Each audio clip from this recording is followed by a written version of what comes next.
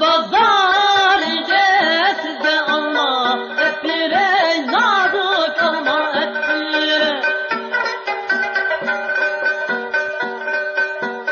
Kaçsan dep azaptan edekete hep bir her şey uçuda hep bir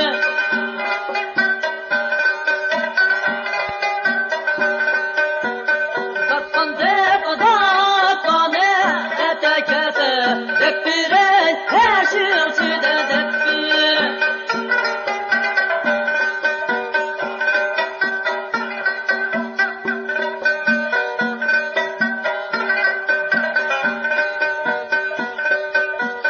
Bir yağlı anar aldım dokmuştu ki bakkaldım Mehmet diyen codadı.